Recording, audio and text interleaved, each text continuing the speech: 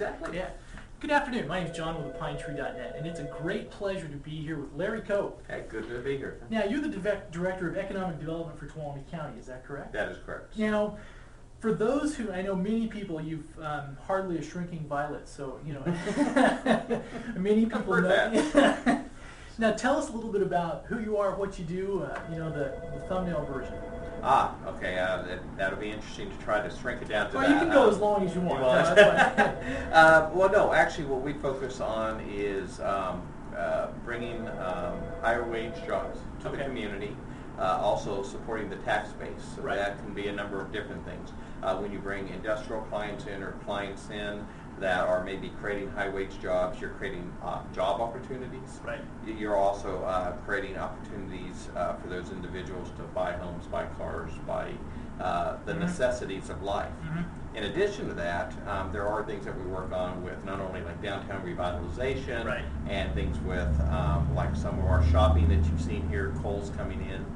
We also allow an opportunity for those individual entities to be able to actually capture sales tax. In California, as you know, sales tax is a primary part of a county and a city's budget. Right. And so if you can capture those sales tax dollars local, you do two things. One, you create more jobs locally because somebody has to sell the goods. Yes. But then number two, that sales tax pays for your police, your fire, your roadways, all of that. Yeah. Now, I guess going back a little bit on the retail side, is going back when you started your tenure here in the area, retail in the Sonora area was, had some issues, didn't it? I mean, it was, I think, on a positive note, I think in the midst of a really historically bad economic, decline we've had, you've got some pretty positive stories to tell about replacing tenants and stuff. Now over the last couple of years, there was the loss of Goss shops, loss of Mervyn's, and so when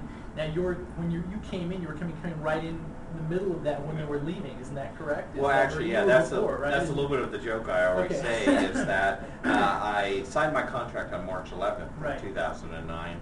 My first day on the job was April 6th of 2009. In between March 11th and April 6th, SPI, Mervyn's, and Gottschalk's all announced they were closing their facilities here. Right. And so, of course, SPI is now open again, and they're back up to full capacity on jobs. And then on the Mervyn's and the Gottschalk's, both of those companies went bankrupt nationally, so they closed all of their stores. So rather than being able to get them convinced to come back up, we had to find new individuals. Now, ironically, though, those, if I'm not mistaken, those two locations of those chains historically had done fairly well here locally, right? Did that help replacing them? Part of it made selling Sonora to them a little bit easier, seeing that, we've had a successful retailer here and a successful retailer here. And these stores, from all of my knowledge that I was given when I came here, was that these were their top performing stores, or a couple of their top performing stores in each category. And so with that made it a little bit easier to have those discussions with Kohl's, those discussions with Big Lots, so on and so forth. Yeah. Now on the, Kohl's has been open for a while now, but now that the Mervyn's build out is almost done, what's the time frame on the three locations opening there? Right now, the Joann's Fabrics is anticipating on opening on 11/11 of 2011. Nice. So they're open November the 11th. My understanding is Big Lots will have their opening approximately around October the 21st. Okay.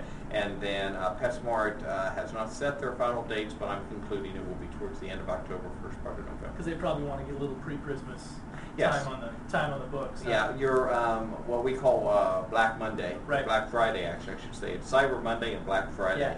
Is that it means that generally retailers at that point finally make it into the black. Right. Generally they're in the red the rest of the year, but then between Thanksgiving and Christmas is where they do a vast majority of their sales. Yeah. And so they, of course, want to be here to be able to tap into that. What it's doing for us is it's providing more opportunities for our residents, but also it's keeping what we call leakage from happening. Right now, especially when both Mervyn's and Gottschalk's closed, a lot of people started all of a sudden driving to the valley. They didn't end up still shopping at local stores. They said, hey, if we don't have it up here, we're going to drive down to the Kohl's and Riverbank. we're going to drive down to, another retailer in either Merced or Modesto. Right. By being able to bring those back up here, we're keeping those individuals up here. It's creating jobs, and rather than our sales tax dollars going Right. to those communities, we're Right. staying here. Now, a little bit of a tougher question. And we've had some comments from some people in the community that, for example, the Lowe's opening, they were saying that on some of that it was just moving jobs from one entity to another entity. Do you guys track total retail sales within a market, and you're looking for incremental overall gains and not just move, is like, for example, the net effect of a Lowe's moving in,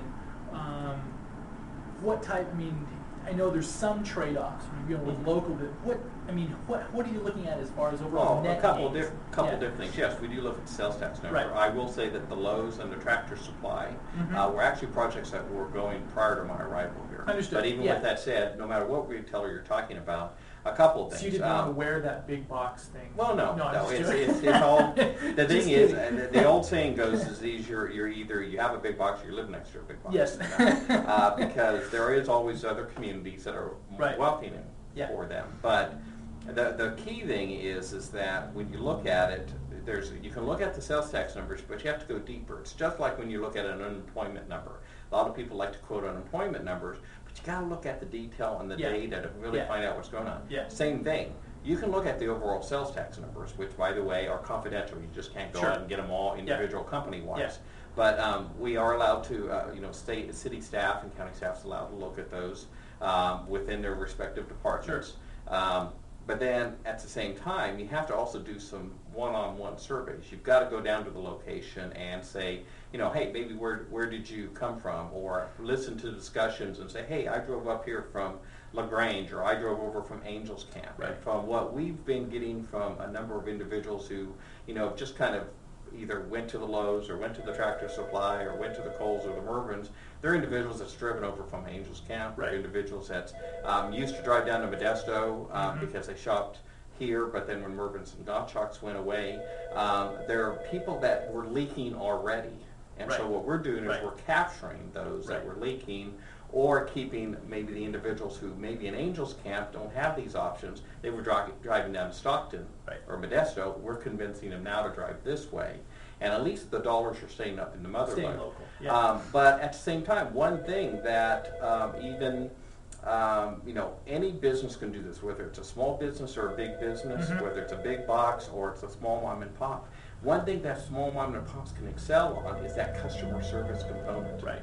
And that's where, we still have a great shoe store in downtown Sonora. We have great restaurants. We have some great retailers in and out, dotted all throughout downtown. There's people that are very successful and they're small business owners. Yeah. That's why we don't help. Even though those are the big things that have hit the press, we help every business. We went through the Business Alliance of Tuolumne County, which is the partnership of our organization, the Chamber of Commerce, the Small Business Development Center, and the SCORE chapter have helped 500 small businesses, 500 plus small businesses over the past year. Yeah. We just recently signed a contract with the City of Sonora to administrate their micro enterprise program and provide their counseling and training for their small business entrepreneurs within the City of Sonora. So there's a lot of small business stuff we're doing. Right. It's just generally a lot of that doesn't make the press. A lot of the big box stuff does. And so we put as much effort, if not more, in the small business owners as we do being able to bring a retailer in. But we also have to realize that while there may be people that drive over from Angels Camp or Mariposa County to drive to a mom and pop store, they're also a lot more likely to drive over here for a Kohl's or a Big Lots or even a Lowe's. But while they're here, they may buy dinner someplace, or they may buy dinner. They may stop over and get groceries. They may, by the way, we drove by that car dealership 2 or 3 times, and now they're going to buy their next car here. Right. I know we're a little bit short on time frame, but I guess when you first started, you started talking about the one of the goals is to bring higher paying jobs. Large higher paying jobs. I know we spend a lot of time on retail. Some of those are really good management level jobs. But how does it look on the the general overall jobs market?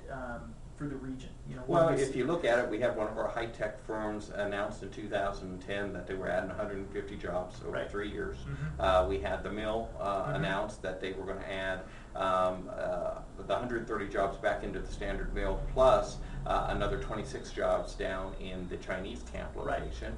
Right. We've had a number of our smaller manufacturers add 5 jobs here, 10 jobs here, 15 jobs here. I mean, I guess that's another thing for people to understand is that we spend about 70 to 80% of our time on our manufacturers and what I call our exporters. Mm-hmm. There are industries in our community that pull outside dollars mm-hmm. into our community. Right. But only about 30% of our time is spent on other things. 20% of that other 30 is spent on small business. The other 10% is, time spent filling the Mervins, time spent filling the Gottschalks, stuff like that. But the funny part is those are the ones, again, that get big press. Yeah, and those are the most visible. Yeah. But we also knew that because that is part of the reason why we worked on filling the Mervins yeah. and the Gottschalks. Yeah. Was because we could have created 1,000 jobs throughout the entire community in high-end manufacturing, no one would have noticed. We would have still had 2 empty buildings sitting right. in our prime retail center. So, it's one of those things, there's a fair amount of industrial jobs that have been added. Yeah. We estimated somewhere in the past year, just ballpark, between 700 to 1,000 industrial jobs, either through their direct effect or through their spin-off. We got guys working up in the trees again, and we've got timber coming down the hills. I think at least 6 to 7 times a day I see a lumber truck come down right. through downtown right. Sonora. We've got more manufacturing things going out of the county than we've had before. And then on top of that, it's nice to have that retail component yeah. because not only has it created jobs for the other spouse, whether right. it's male or female, but it also has kept all those dollars that now we're generating with those better jobs up here rather than going down to Riverbank per se. How do you think the overall, as we're going into the next, we're still in a down or a flat or however you want to say it, a soft economic cycle. Mm-hmm. You kind of get the overall sense that Tuolumne County has done fairly well during that time period. How do you think it looks for the Mother Lode region going out this next year or so? Well, and that's the thing. What we've been able to do in Tuolumne County, really through partnerships, all yeah. of us working together, is unique. I kind of feel like, there's 2 analogies. The salmon swimming upstream, the whole stream's coming sure. against yeah. you. That's the national economy and the state economy. And so I feel a lot like a salmon right now. The other part is it's like drinking out of a fire hose type right. thing, analogy. We're going to continue to have challenges. There's a lot of things we don't control. We don't control a local housing. Right now we have excess housing, just like mm-hmm. everyone does. We have foreclosures, all of sure. that. A lot of that's not going to be solved until the foreclosure issues, the loan issues, and all of that right. are solved on a national right. basis. But that's still a big component of the Mother Lode economy. So until that gets all the goo is worked out yeah. of that and it gets solved, we're not going to see improvements in those areas. My hope is that we will see some in a few years, but I don't think we're going to see it a lot in the next few months. Yeah. It's going to take a while. In addition to that, again, any one of these other economies can falter if things change within their own world. So the reason why we do very well in a couple of our industries is they export out of the country. Right. What if the exchange rates change? What if tariffs change? What if war starts in a certain sure. part of the world? Yeah. So you're constantly, that's the thing, when I talk about economies, everyone's like, well, why don't we just do this and you're done? Then why do we need you anymore? Mm-hmm. Economies are constantly changing. Yeah. You're either going forward or you're going backwards, and you've got to constantly work at it, and that's what we're trying to do here, is just constantly work at it. There's going to be, we may be hit, the whole Mother Lode may be hit by another 1 or 2 sure. issues. Yeah. But our goal is to pick ourselves up and then march forward. Because if you yeah. don't, all you're going to do is just keep on getting farther and farther behind. A question, I guess this is one of the last ones, is on a regional thing. Now, hasn't more of the Mother Lode economic, isn't that more that's come under your bailiwick lately? Just a little bit, yeah. Okay. There was an entity called the Central Sierra Planning Council right. and the Central Sierra Economic Development District. Right. And through a series of events and my organization volunteering to step up, we have decided to take the responsibility on for the Central Sierra Economic Development District. Got it. Which is the Economic Development District, JPA. There's actually 2 JPAs. JPA is a joint power right. of authorities. So this Central Sierra Economic Development District right now includes Alpine, Amador, Calaveras, Tuolumne, and we'll soon have in Mariposa. What this board is supposed to do is put together a comprehensive economic development strategy. And so that is what we've been tasked with. If we do not put that together, the district will cease to exist. And people would say, well, why do we care if it exists? Well, because if we keep this district around, when there are opportunities, when we have those companies that want to expand and grow, there's an opportunity to be able to get grant funding from the federal government through the Economic Development Administration to be able to put projects together to bring those jobs here. Now, in a nutshell, like where a lot of people don't understand, while these little things exist, is it probably very much like the COG in Calaveras County? An entity like that exists as a container to put funds into, correct? Is that, I mean, a lot of these things, you don't want to see them go away because then you lose the container. Well, and an example would be, let's say we needed an extended water line to bring a 100-employee company in. Right. And the company could not afford to do it totally themselves. They were willing to put up half the funds, but they just couldn't do the other half. Otherwise, it just doesn't pencil out. Yeah. So then the community loses out on those 100 jobs and the great effects and the higher wages and everything else like that. But if we can come in with the Economic Development District, the Central Sierra one, we can come in and go, okay, we are going to apply for a grant, and we're going to compete with a lot of other districts. But if our grant is the better of the grants, they will say, okay, we will provide you, let's say that water line's $1 million water line, we'll provide you $500,000 because you're creating 100 jobs over here. Right. So what happens is you get half the funding, the business provides the other half, the community gets the jobs, EDA is happy because they've done what their goals are, and to us, we've built the economy then, and we've created a number of things. Whether those jobs are created in Calaveras, Amador, Alpine, or here, we all help each other. I mean, we have a lot of residents that work over in Calaveras County. Calaveras has a lot of residents here. And the great part is one, more wages, more income. In addition to that, guess what? More shopping. More sales tax capture. More sales tax you capture. Better opportunity you have for better police protection, better fire protection, better roadways. Yeah. Thank you very much. Hey, Appreciate anytime. it. Thank you. Thanks.